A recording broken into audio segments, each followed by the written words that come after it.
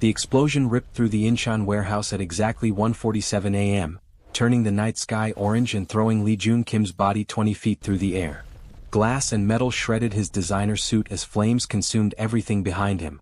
His head cracked against concrete, and the most feared Mafia boss in Seoul saw his entire life flash before his eyes. Then nothing. Just darkness. When he woke up 14 days later, he didn't remember being a monster. He didn't remember his empire, his enemies, or the wife who'd loved him in silence for 5 years. But somehow, impossibly, he remembered a voice. A kind voice that had spoken to him in the darkness. A voice that belonged to Felicia Williams, the black maid who cleaned his mansion and had been invisible to him for 3 years. While his wife Jean fought desperately to reclaim the husband she'd never told she loved, Felicia fought to save the man he'd become without his memories, a man who looked at her like she mattered, who smiled when she entered a room, who asked about her dying daughter and meant it. 2 women. 1 man. And the impossible question. Can you love someone who doesn't remember why they married you, or do you love the person they become when all the darkness is stripped away? This is that story. And if you want to see how a woman with nothing gave a man who had everything the one thing he truly needed, stay until the end. You won't believe what happens. And hey, if you're already hooked, smash that subscribe button and drop a comment telling me if you choose duty or new love. Now let's go back to where it all began. 3 weeks earlier, Li-jun Kim sat in his penthouse office overlooking the glittering lights of Gangnam. Seoul spread beneath him like a kingdom he'd conquered with blood and brutality. At 38, he commanded an empire built on fear. His word was law. His silence was a death sentence. When he spoke, men twice his age bowed. When he moved, entire organizations shifted to accommodate him. But tonight, sitting in his chrome and leather throne, reviewing reports of betrayal within his ranks, Li-jun felt the weight of his crown more than usual. His second-in-command stood before him, waiting for orders. "They're asking for an extension on the payment," the man said carefully. Li-jun's fingers drummed once against his armrest. Just once. That was all the answer needed. No extensions. They knew the terms. The man bowed and left. Li-jun turned his chair to face the floor-to-ceiling windows, watching the city that feared and needed him in equal measure. In the reflection, he could see into the adjacent living room where his wife Jean moved through their home with practiced elegance. Jean was beautiful in the way expensive things are beautiful. Cold, perfect, untouchable. Their marriage had been arranged 5 years ago, a merger of powerful families. Strategic. Necessary. Loveless, or so he'd thought. They shared a bed but rarely touched. They shared meals but rarely talked beyond logistics and business. They shared a name but lived in separate worlds that occasionally intersected. Yet tonight he noticed she'd placed fresh orchids in his office. Purple ones. He'd mentioned liking them once years ago. He'd forgotten he'd told her that. The thought unsettled him, so he pushed it away. Sentiment was a liability in his world. Caring was weakness. He'd learned that lesson at 15 when his father's best friend had executed his entire family because his father had shown mercy once. Li-jun had spent 23 years making sure no one ever thought him merciful again. 3 floors below, in the mansion's industrial kitchen, Felicia Williams hummed Strange Fruit, while wiping down counters that were already spotless. At 32, she perfected the art of invisibility.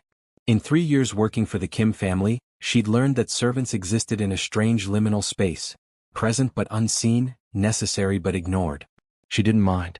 Invisibility was safer than attention. Her real life was 7,000 miles away in Chicago, where her 7-year-old daughter Zara was fighting acute lymphoblastic leukemia. Every dollar Felicia earned went to treatments that insurance wouldn't cover, to experimental therapies that might buy Zara a few more months, a few more years, maybe a miracle. The medical bills were drowning her. Even with the generous salary the Kims paid, it wasn't enough. She'd calculated it obsessively, how many more months she could afford, how many more treatments. The math always came up short. But she couldn't think about that now. Not while she was here, scrubbing floors in a mansion worth more than she'd earn in 10 lifetimes. "You have a beautiful voice." Felicia jumped, nearly dropping the cleaning cloth. Li-jun stood in the doorway in his workout clothes, hair damp from exercise, watching her with an expression she couldn't read. "Mr. Kim. I'm sorry I didn't hear you. I'll stop." "Don't." He moved to the water dispenser, pouring himself a glass. "Sarah Vaughan, right? My mother used to play her records." Felicia stood frozen, uncertain how to respond. In 3 years he'd never acknowledged her existence beyond a polite nod. The staff had whispered that he didn't see people beneath his station, that to him they were just functions. Cook, clean, guard, serve. But now he was looking at her. Really looking. How is your daughter? The question hit her like a physical blow. How did you? I overheard you on a phone call last month. You were crying. His voice was neutral, but something flickered in his eyes. Leukemia, wasn't it? Felicia's throat closed. She nodded, not trusting her voice. Strength runs in families, Li-jun said quietly.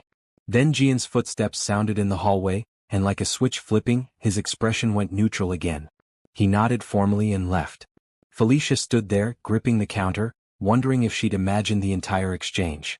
But her hands were shaking, and her heart was pounding, and for 30 seconds, the most powerful man she'd ever met had seen her as human. Upstairs, Jian intercepted her husband in their bedroom. Don't go to the meeting tomorrow. Li-jun paused while removing his watch. She rarely questioned his decisions. It's necessary. It's a trap. Jian turned from her vanity to face him, and for once, her carefully maintained mask cracked. You know it is. You've known it all day. He had. The signs were obvious. The sudden urgency, the location change, the key lieutenants who'd gone silent. But backing down would show weakness, and weakness was death in his world. I can't afford to look afraid. I can't afford to lose you. The words hung between them, shocking them both. In 5 years of marriage they'd never been this honest. Li-jun's expression softened slightly. I'll be careful. You'll be dead. Jian stood, crossing to him. Her hand touched his arm and he didn't pull away. For once, Li-jun, listen to someone who cares whether you wake up tomorrow. This is who I am. This is what I do. Then maybe it's time to be someone else. For one suspended moment, they looked at each other across the chasm of 5 years of unspoken feelings. Then his phone buzzed, his men waiting, and the moment shattered. I'll be home before morning, he said and left. Jian stood alone in their bedroom, feeling the familiar weight of powerlessness. She'd been trained her entire life to be the perfect wife for a powerful man, beautiful, intelligent, strategic. But none of those skills could stop a bullet. She'd loved him for 3 years. Started loving him when he'd stayed up all night with her when her mother died, saying nothing, just being present. Loved him more when he'd quietly donated to her favorite charities without wanting credit. Loved him most when he'd once, just once, looked at her with something like tenderness and said, "You're stronger than you know." But she'd never told him. Pride and their world's expectations had kept the words locked away. Gangster queens didn't fall in love with their husbands. They managed empires and maintained faces. Now it might be too late. The warehouse in Incheon was dark and reeked of fish and diesel.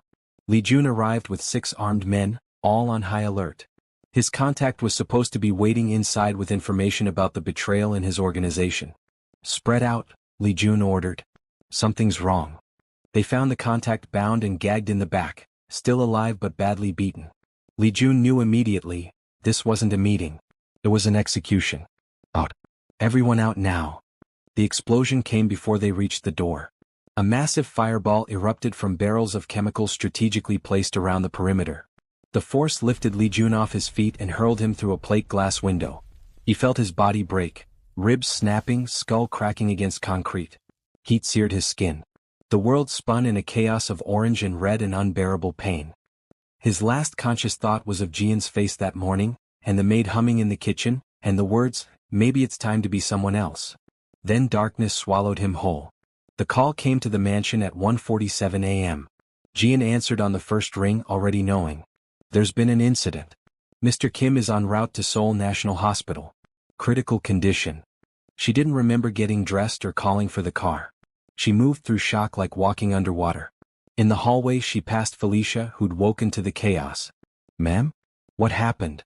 Jian's voice was hollow. "My husband is dying." The hospital smelled of antiseptic and despair. Li-jun lay in the ICU, more machine than man, tubes breathing for him, monitors tracking minimal signs of life. 17 broken bones. Severe burns. Traumatic brain injury. The doctors gave him a 30% chance of survival. If he woke up, they said he'd likely have permanent brain damage. Jian sat beside his bed for 48 hours straight. She held his broken hand and spoke in a voice she'd never used before, soft, vulnerable, honest. "Remember when we got married? You told me it was just business and I agreed. I said I didn't believe in love anyway." Her voice cracked. "I lied. I was afraid. Afraid you'd see how much I wanted to matter to you and think me weak." His chest rose and fell with the ventilator's rhythm. "You were never supposed to become real to me. But then you do small things. Remember I hate mint, always stand between me and strangers at parties, call when you'd be late even though you didn't have to. And I fell in love with a man who didn't know I existed as anything but a business partner. She pressed his hand to her forehead. Wake up. Please wake up. Give me one chance to love you properly. But he slept on, trapped somewhere between life and death. On the third day, Felicia came to the hospital. She told herself it was inappropriate, that she should stay in her place. But that conversation in the kitchen haunted her.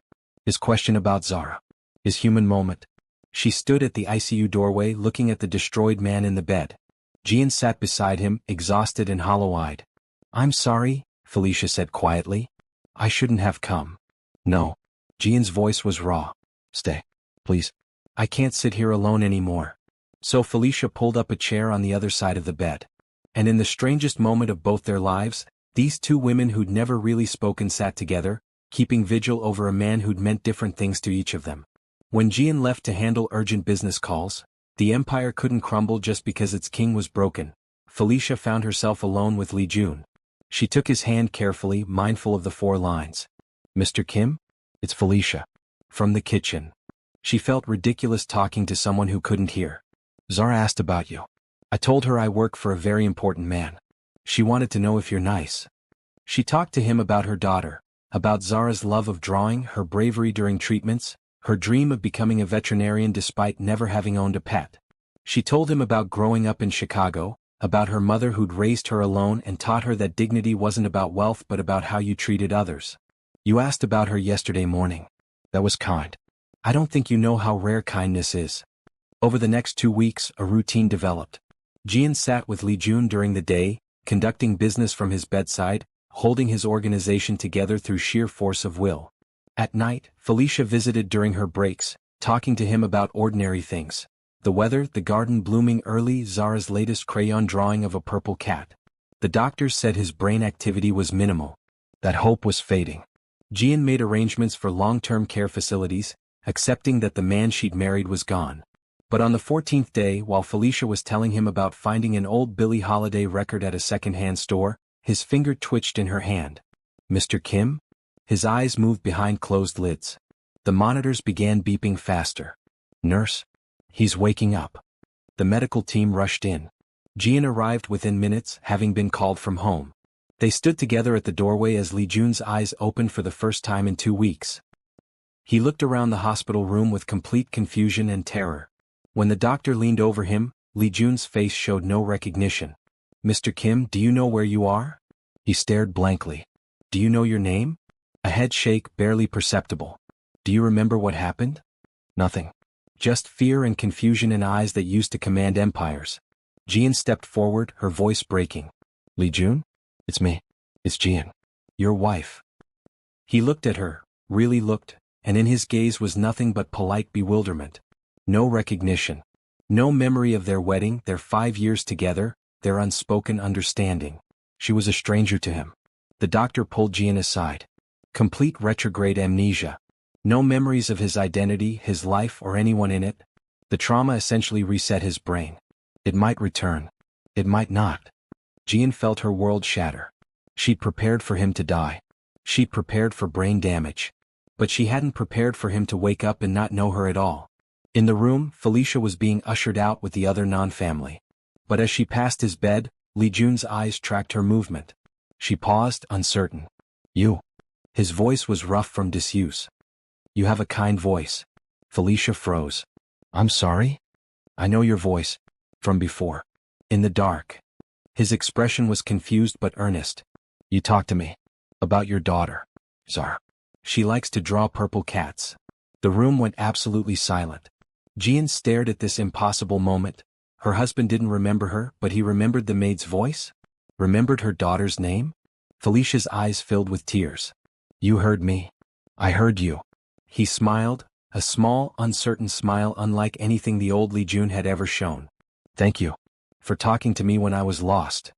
And everything changed in that moment. The king had fallen. But maybe, just maybe, a better man could rise. If anyone could teach him how. Are you still with me? Because this is where things get really intense. If you're invested in this story, show some love. Hit that like button and drop a comment telling me, Team Jian or Team Felicia? Who would you choose? Now let's see what happens when a man with no past has to build a future. Li-jun came home to a mansion he didn't recognize.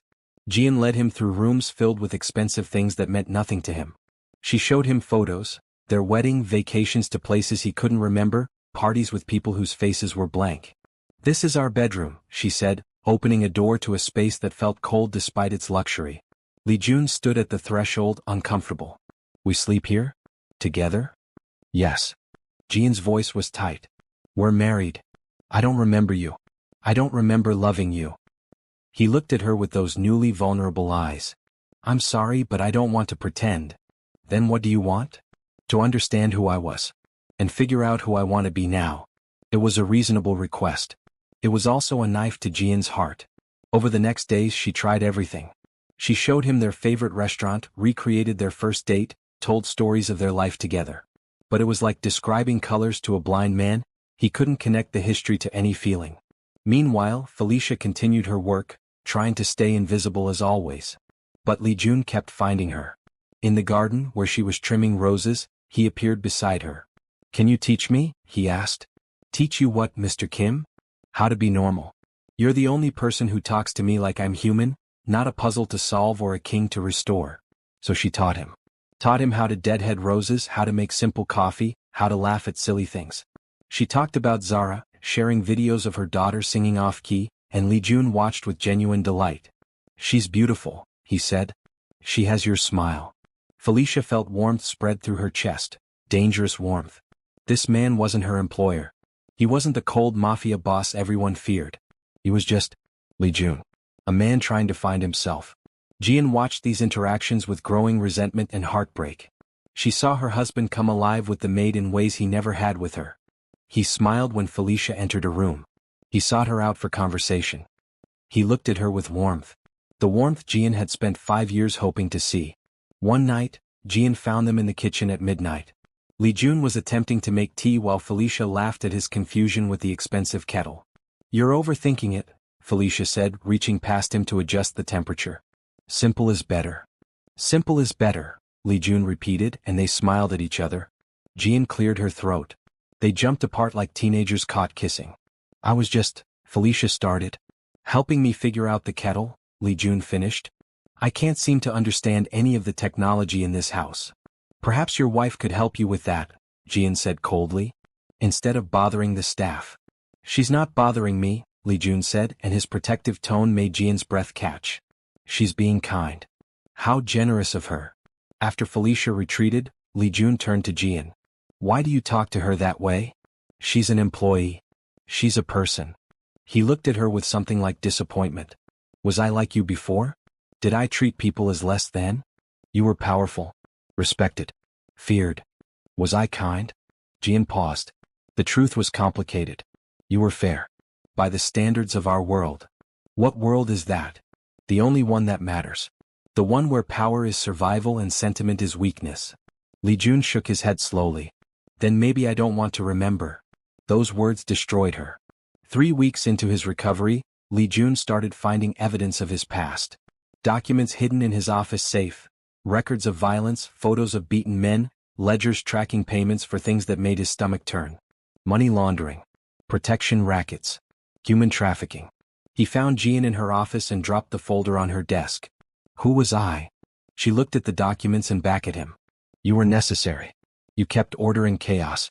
You protected our family and gave hundreds of people jobs and security.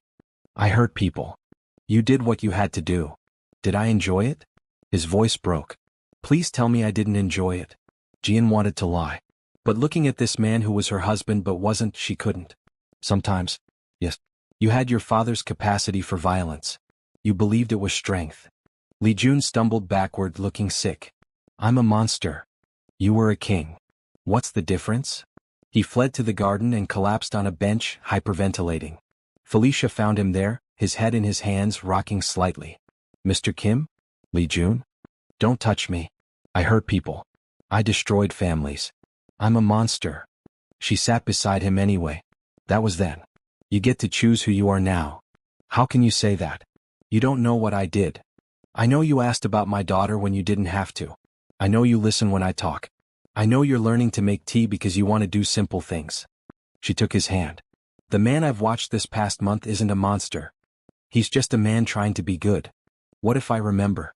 What if I become that person again? Then we'll deal with it then. But right now you're you.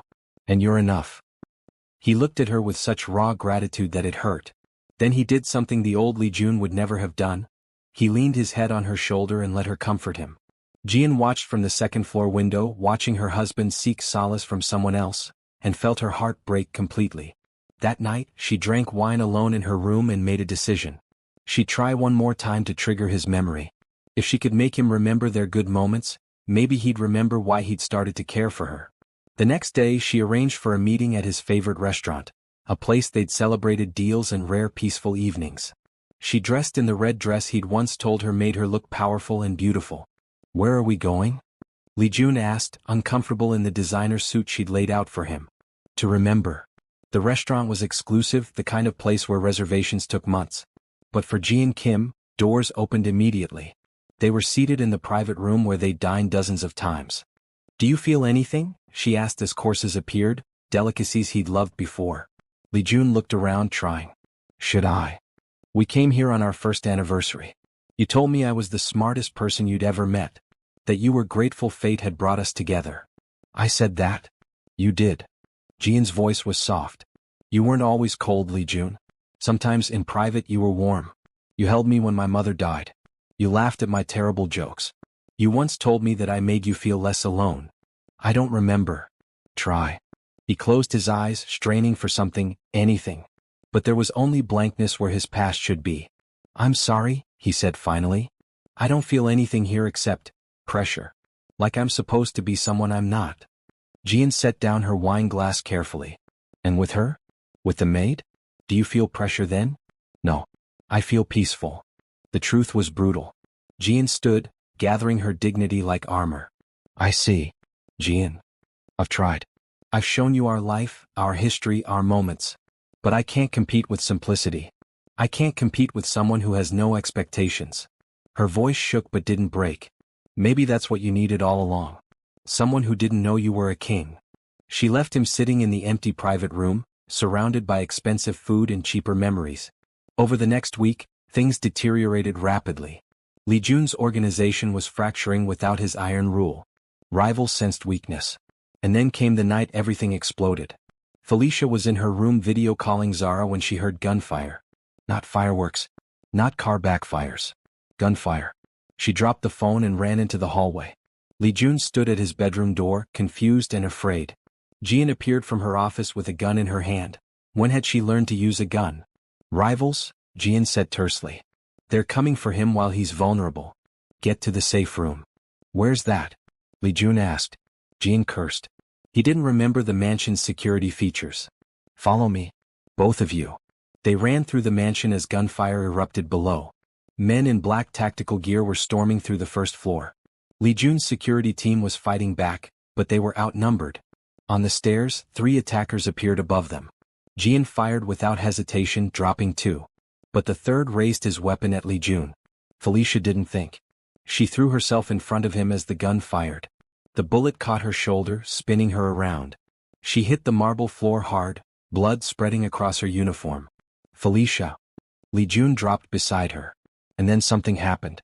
Something clicked in his brain. His body moved with muscle memory his mind had forgotten. He ripped the gun from Jian's hand and moved up the stairs with brutal efficiency. 3 shots. 3 bodies. His movements were professional, deadly, automatic. He cleared the floor in seconds, then stood staring at his hands like they belonged to someone else. "What did I just do?" "You remembered," Jian said quietly. "Your body remembered. I killed them. You saved us." Li-jun looked down at Felicia, bleeding on the floor, and something in his face broke. "Get her to the hospital. Now." The attack was repelled. Li-jun's men secured the mansion. But sitting in the hospital while doctors worked on Felicia, Li-jun couldn't stop shaking. Not from fear. From horror at what his body had done so easily. Jian sat beside him in the waiting room. "You're not a monster for protecting people you care about." "I didn't think. I just moved. Like I've done it 1,000 times." "You have." She took his hand. "And you did it to save her. That's not evil. That's love."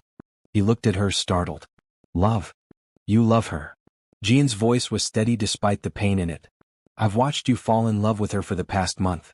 The way you look for her in every room. The way you smile when she talks. The way you threw yourself into danger without hesitation when she was shot. Jian. It's okay. She squeezed his hand. I loved you when you were a monster. She loves the man you became by forgetting. Maybe that's what you needed, someone who could love you without the weight of your past. I don't know what to do. Figure out who you want to be. Then choose. Felicia survived surgery. The bullet had missed anything vital and she'd heal. When Li-jun was finally allowed to see her, he sat beside her bed and took her hand. You jumped in front of a bullet for me. You'd have done the same, she said weakly. Would I? I don't know who I am. You're someone worth saving. What? I'm a stranger to you. An employer. Why would you? Because I see you, Felicia interrupted. Not the scary boss everyone whispers about.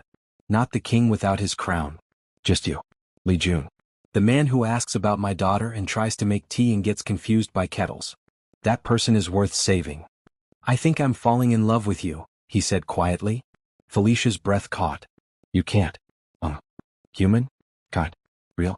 Everything I apparently wasn't before? Your wife. Deserves better than a man who can't remember loving her. Hey, we're at the halfway point of this incredible story, and things are about to get even more intense. If you're emotionally invested like I am, do me a favor, smash that subscribe button because I've got more amazing stories coming. And comment below, could you love someone who doesn't remember you? Now, let's see how this impossible situation resolves. Felicia recovered over the next week. Li-jun visited every day, bringing her books and talking for hours.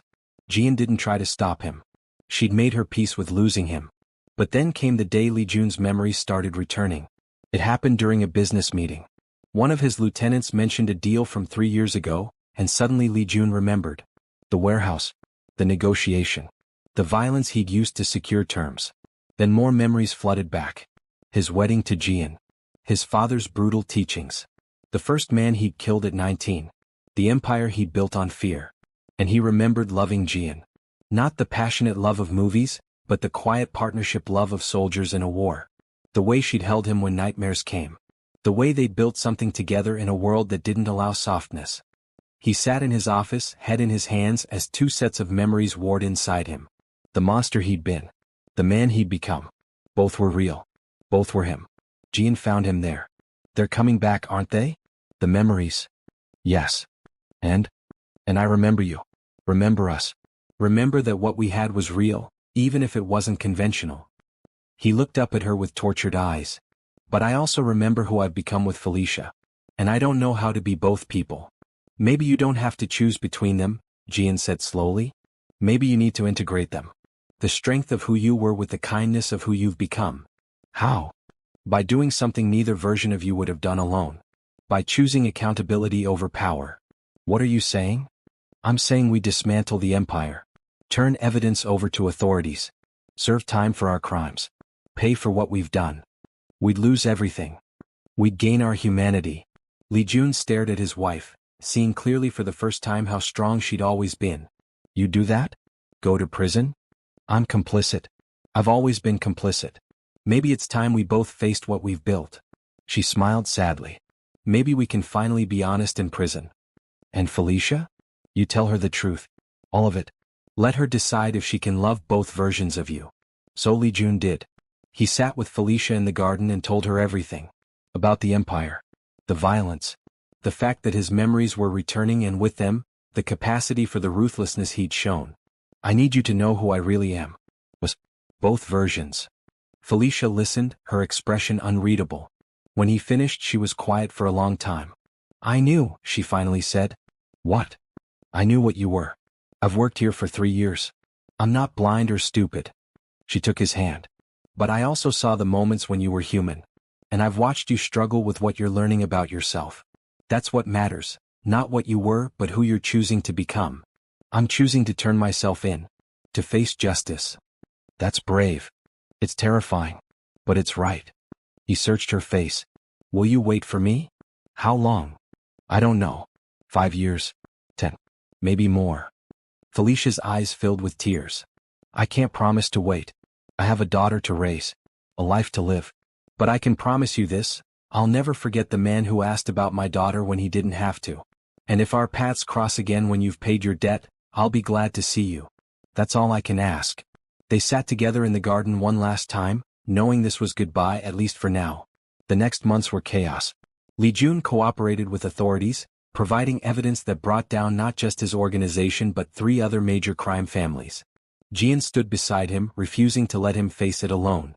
Before they were sentenced, Li-jun set up a trust fund for Felicia and Zara. Enough to cover all of Zara's treatments and then some. Enough for Felicia to go to nursing school like she'd always dreamed. "You don't have to do this," Felicia said when she learned. "Yes, I do. You saved me. Let me save your daughter." On the day of sentencing, both Li-jun and Jian received 10-year sentences. They stood together in court, holding hands for the first time in months, facing their future with something like grace. As Li-jun was led away, he looked back once at Felicia, sitting in the gallery with tears streaming down her face.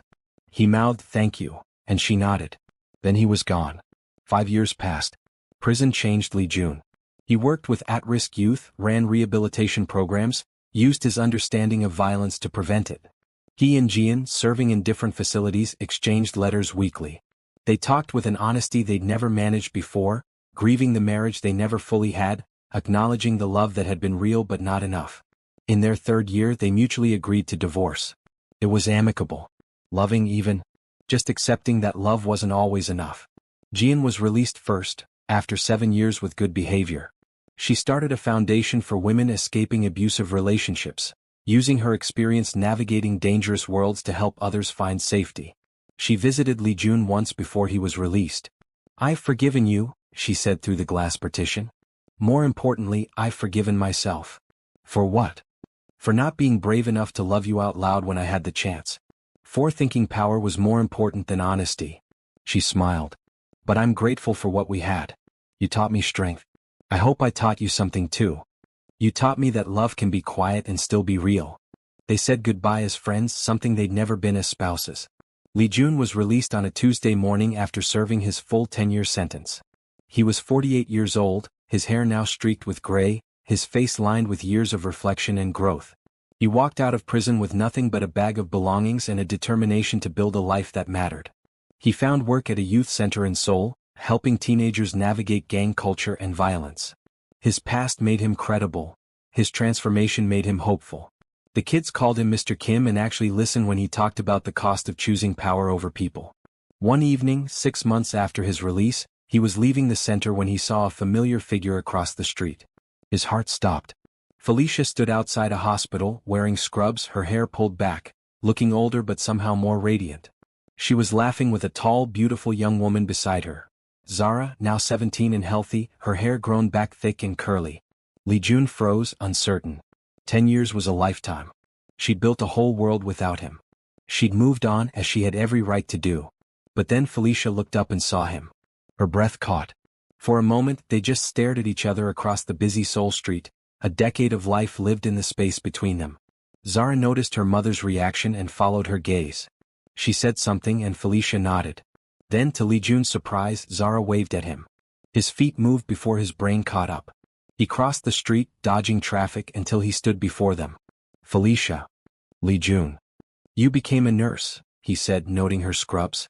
"You became free," she replied, noting something peaceful in his eyes that hadn't been there before. "You're the maid guy," Zara said suddenly. "Mom's told me about you. You're the one who paid for my treatments." "I'm glad you're well," Li-jun said, and meant it with everything in him. "I'm going to med school next year. Pediatric oncology. Gonna help other kids like me." Zara grinned. "Mom says you're why I got that chance. Your mother is why. She fought for you every day." "Mom, I'm going to grab coffee. You want anything?"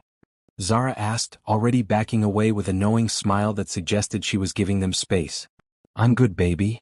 When they were alone, the silence stretched between them, not uncomfortable but heavy with everything unsaid.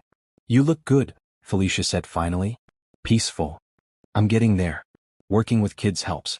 Trying to be the person who could have steered the younger me away from the life I chose." He paused. "And you? Are you happy?" "I'm becoming happy. Learning what that means." She smiled. "Zara's healthy. I have work I love. I've built a good life here. I'm glad." "Are you?" "Glad." "Yes. You deserve to move forward, not stay stuck waiting for a ghost. Felicia studied his face, seeing the decade etched there, seeing the piece hard one. Do you ever think about that month? When you didn't remember who you were? Every day. It was the first time I was free to choose who I wanted to be. And who did you choose? Someone trying to be worthy of the kindness a woman showed him when he'd done nothing to earn it. He smiled slightly. Someone trying to be the man she saw in him instead of the monster he'd been. Felicia's eyes glistened. You were always worthy. You just couldn't see it under all the armor. Maybe. Or maybe I needed to lose everything to find anything worth keeping. They stood there, the evening soul crowds flowing around them like water around stones. Are you seeing anyone? Li-jun asked, then immediately felt foolish. Sorry, that's not my business. No. Are you? No. Been focused on building a life I can be proud of. And? Are you proud? Getting there. The kids at the center trust me. That means something. Felicia nodded. Then, carefully, would you want to get coffee sometime? Catch up properly? Li-jun's heart leaped, but he kept his voice steady. I'd like that. But only if you want to, not because you feel obligated.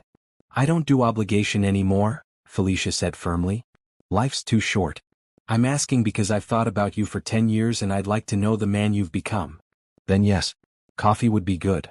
They exchanged numbers, a surreal echo of that first time he'd really seen her in his kitchen asking about Zara. Zara returned with her coffee, sized up the situation with teenager perceptiveness and grinned. So you're having coffee? That's what old people call dating now. Zara? Felicia's face heated. What? I'm just saying you've been talking about this guy for a decade. You literally have a photo of him in your journal. Don't think I haven't seen it. I'm going to murder you, Felicia muttered. Li-jun laughed, a real laugh, deep and genuine. I like her. She's got your directness. She's a menace. Mom, he literally went to prison and fought the Mafia. I think he can handle me saying you like him. That broke the tension. They all laughed and it felt normal. Human. Real. I should go, Li-jun said. But I'll call you? Tomorrow? Tomorrow's good. He nodded to Zara. It was good to meet you properly. Your mother should be proud. She is. But she's stubborn about being happy. So you should probably call her tonight instead of tomorrow. Just saying. Zara? Li-jun smiled all the way home. That night he did call. They talked for 3 hours about everything. Her nursing school experience, his prison transformation, Zara's recovery, the small moments that had shaped their decade apart. I visited Jian last month, Felicia said. We had lunch. Really? Really? I wanted to thank her. For being gracious when she could have been cruel. For letting you go when she could have held on. What did she say? That she was glad you found peace. And that she was sorry she never told you she loved you when it might have mattered. I hope she's found happiness. She has. Met someone, a woman who runs a domestic violence shelter. They're happy. Felicia paused. She told me to stop being stupid and give you a real chance. Did she now? Her words, that man loved you enough to become better. Don't waste it on pride or fear. Smart woman. Always was. They met for coffee 3 days later. Then dinner the next week. Then walks along the Han River. They moved slowly, carefully, like people learning a new language. There was no dramatic reunion, no passionate declarations. Just two people, older and scarred and wiser, choosing each other with intention. Zara approved, which helped. She grilled Li-jun mercilessly about his past, his choices, his growth. He answered every question honestly, never hiding from what he'd been. You hurt people, Zara said one day when they were walking through a park. I did. You killed people. Yes. But you also saved my mom. And me. And you paid your debt. She looked at him seriously, this almost adult who'd faced death and won. Mom says everyone deserves a chance to be better. I think she's right. But I'm watching you. If you hurt her, I'll haunt you. I'd expect nothing less. Good. Now can we get ice cream? I want to see if you eat it like a normal person or like some weird reformed mafia boss. There's a difference? I'll let you know. 6 months after their reunion, Li-jun invited Felicia to the youth center. He wanted her to see his work, meet his kids. She watched him lead a discussion group with teenagers who'd been recruited by gangs. Watched him be firm but compassionate, honest about his past, urgent about their futures. You see what I was? He told them. Power. Fear. Respect. I had all of it. And it was empty. Cost me everything that mattered. You think you'll be different, that you'll be smart enough to keep what matters. You won't. This life takes everything and gives back nothing but blood and regret. But you got out, one kid challenged. After I lost 10 years. Lost my wife. Almost lost my life. Almost lost the chance to know the most genuine person I'd ever met. He glanced at Felicia. And even now I'm still paying. Still earning back trust. Still trying to prove I'm more than my worst choices. After the session, Felicia took his hand. You're doing important work. It's nothing compared to... Stop. It's not nothing. These kids listen to you. You're saving lives by steering them away from the path you took. I just don't want anyone else to wake up at 48 and realize they've wasted their life building the wrong empire. What's the right empire? The one built on people you love, not people you control. That night, walking back to her apartment, Felicia asked the question she'd been holding for months. Are you staying in Seoul? I know you have no ties here anymore. You could go anywhere. Is this you asking if I'm leaving or hoping I'll stay? Hoping you'll stay. If you want to. Li-jun stopped walking. They were on a quiet street, streetlights casting gold on her face, and he looked at her the way he'd looked at her that month when he didn't remember being a monster, like she was the only real thing in his world. I want to stay. I want to build a life here that means something. I want to see where this goes. He gestured between them. If you want that too. I want that too. But slowly. Carefully. Slowly and carefully works for me. I've learned patience. Have you learned how to be happy? I'm learning. You're a good teacher. She smiled and took his hand. They walked the rest of the way in comfortable silence. Another year passed. Li-jun and Felicia built a relationship on honesty and intention. He met her mother via video call, a formidable woman who grilled him worse than Zara had, then grudgingly admitted he seemed acceptable. He continued his work with at-risk youth. She completed her nursing degree and took a position in pediatric oncology. They moved in together after 18 months. A small apartment near the hospital, nothing like the mansion Li-jun had once owned, but infinitely more peaceful. Zara visited during university breaks and teased them about being disgustingly domestic. You fold towels together. That's like serial killer couple levels of domestic. Your mother's very particular about towel folding, Li-jun said seriously. There's a right way. Felicia protested. You're both weird. I'm going to med school to get away from this. But she was smiling. And when she thought they weren't looking, she took photos of them cooking dinner together, evidence of her mother's hard-won happiness. 2 years after their reunion, on a quiet evening in their apartment, Li-jun was cooking dinner while Felicia reviewed medical charts. It was mundane. Ordinary. Perfect. I need to tell you something, he said, stirring pasta. Felicia looked up, immediately alert. What's wrong? Nothing's wrong. I just realized something today. He turned off the stove and came to sit beside her. I've been thinking about that month. When I had no memory. When I was just blank. Ready to be anyone. Okay. I used to think that was when I became a better person. That forgetting my past freed me to be good. He took her hand. But that's not it. The past is part of who I am. The violence, the mistakes, all of it. I can't separate the man I was from the man I'm becoming. Where are you going with this? I'm saying that you didn't just love the version of me without memories. You've loved the whole person, the broken parts, the dark history, the man trying to make amends. You loved me enough to let me grow. Felicia's eyes glistened. You're not easy to love, Li-jun Kim. You're complicated and haunted and you have nightmares about things I'll never fully understand. I know. But you're also kind and patient and you remember how I like my coffee. You listen when I talk about work. You've become someone I respect as much as I care for. That's rare. Is this you saying you love me? This is me saying I've loved you for a while now. Both versions. All versions. Li-jun pulled a small box from his pocket. Felicia's breath caught. I know we said slow and careful. And we have been. But I'm 49 years old and I wasted too much of my life already. He opened the box to reveal a simple ring. No diamond, just a silver band engraved with musical notes. Will you marry me? Build the rest of whatever time we have together? Felicia stared at the ring, then at him, tears streaming down her face. You put musical notes on it. Sarah Vaughan. The song you were humming that first morning I really saw you. That was over 12 years ago. I remembered.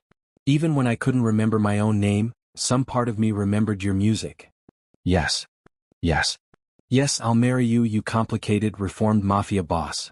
She laughed through tears. Zara's going to be insufferable about this. She's been predicting it for months.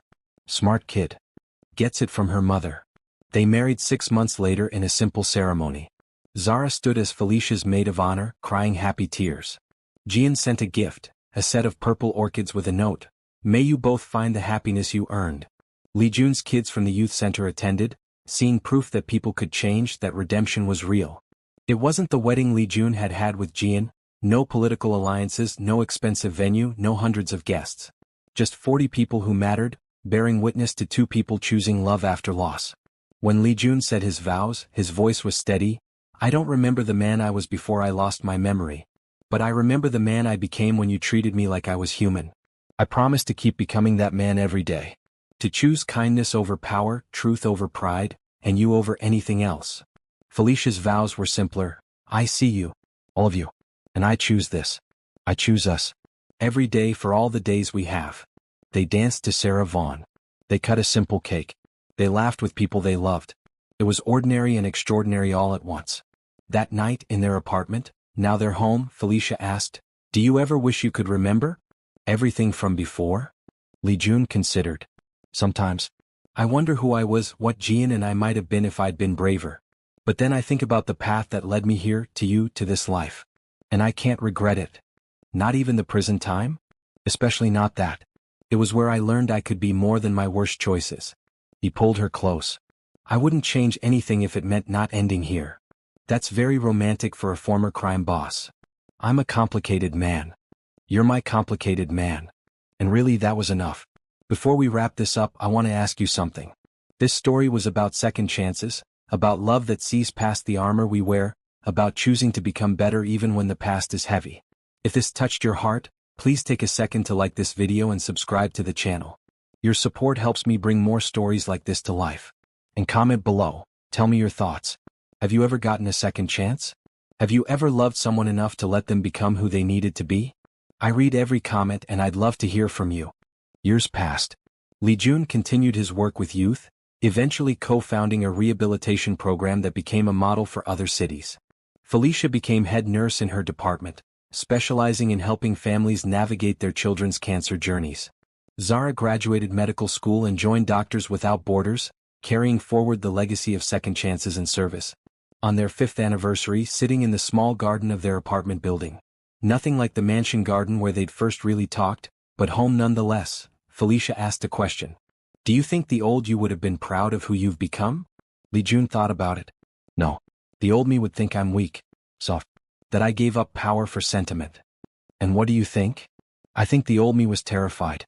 Built walls so high he forgot what sunlight felt like. Confused control for security and fear for respect. He looked at his wife, this woman who'd seen him broken and helped him rebuild better. The old me would pity the current me. But the current me is grateful the old me is dead. Not dead. Transformed. Transformed then. He smiled. By a maid who hummed jazz and treated a monster like he might be human. You were always human. You just forgot for a while. Thank God I forgot. Literally. That explosion reset me. Gave me a blank slate to build something better. It wasn't the explosion. It was you. You chose to become better. The amnesia just removed the excuses. They sat together as the sun set over Seoul, two people who'd found each other across impossible circumstances and chosen to build a life that mattered. Li-jun had woken up with no memory after an accident that should have killed him. His wife had tried to help him remember the man she'd loved in silence. But his black maid had done what his wife couldn't do. She'd shown him how to be human without the weight of who he'd been. She'd loved him for who he could become, not who he'd been. And in doing so she'd saved him. Not from death but from a life half-lived. Jian had been right that day in the hospital waiting room. She'd loved him when he was a monster. Felicia had loved the man he'd become by forgetting. But the real gift was learning to love himself, both versions integrated and whole. Some people spend their whole lives wondering who they'd be if they could start over. Li-jun had been given that chance through tragedy and trauma. He'd squandered it once with power and fear. The second time he'd chosen love and honesty. That made all the difference. As the last light faded from the sky, Felicia leaned her head on Li-jun's shoulder. What are you thinking? That I'm the luckiest man alive. You were literally blown up, lost your memory, went to prison for a decade and lost everything you'd built. Exactly. Luckiest man alive. Because all of that led me here. You're ridiculous. You married me anyway. Best decision I ever made. And in that small garden, in that quiet moment, Li-jun Kim understood what he'd spent the first 40 years of his life missing. That real power isn't control or fear or dominance. It's choosing to be vulnerable with someone who sees you completely and loves you anyway. It's building a life that matters to people who matter. It's waking up each day and deciding to be worthy of the second chance you've been given. He'd been a king, a monster, a man with no memory, and finally, simply, a man at peace. That was worth more than any empire. So there you have it. The story of how a Korean mafia boss lost everything and found the only thing that mattered. If this story touched you, moved you, or made you think differently about second chances and redemption, please hit that subscribe button. Share this video with someone who needs to hear that it's never too late to become better. And drop a comment telling me what you thought. I genuinely want to know if this story resonated with you. Remember, we're all capable of transformation. We all deserve grace. And sometimes the person we become when we forget who we were is the person we were meant to be all along. Thanks for watching. I'll see you in the next story.